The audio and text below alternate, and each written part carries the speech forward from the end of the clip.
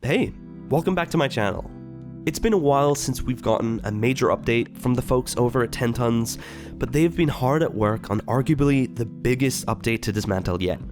So, let's go over everything that's been added in Dysmantle's new Crown Station update. Just a spoiler warning before we get into things, I'll be talking about some endgame features here, but I won't go into too much detail so you can still discover things for yourself. First and foremost, the Crown Station area has finally been added to the game, so you'll get to visit the infamous K23 radio station, picking up a few new audio logs and progressing the main story. Just a quick dev note here, the ending is not included in this update, so we'll have to wait just a little longer to end our time on the island.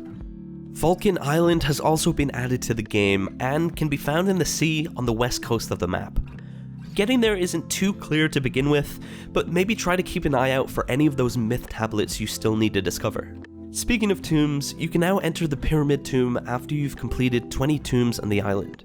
I won't show any footage of inside the tomb in this video, but there is a new weapon recipe to be found here, as well as a bunch of useful stuff.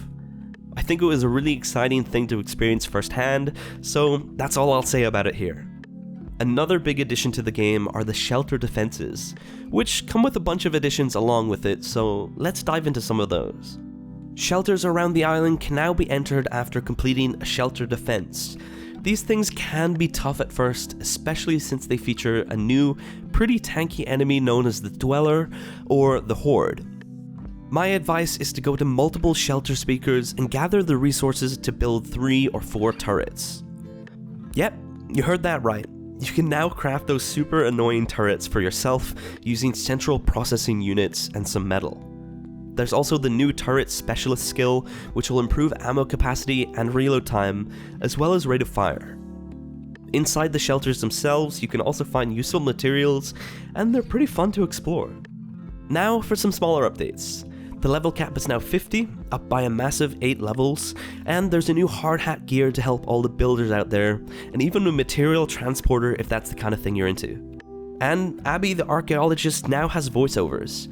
You can find her voice logs near the pyramid if you want to hear them again. Loud weapons such as grenades and the rifle will now produce a sound and will attract enemies. And the animal friend skill has another level to it, which will allow tamed animals to fight by your side. The Arc level 1 is now fully accessible. Now, I'll admit I haven't put too much time into this, but I'm excited to see what it holds. So, what's next for Dysmantle? Well, there are only 2 more updates planned before the game hits version 1.0. We'll be seeing the second level of the Arc added, as well as some small parts of the Crown Station in the next update, which should be a few weeks away by this point. The battle obelisks and a couple of new monster types are also coming in that patch, as well as the usual bug fixes and polishing. We're almost at the end of the line, and I'm starting to get really excited for the full launch.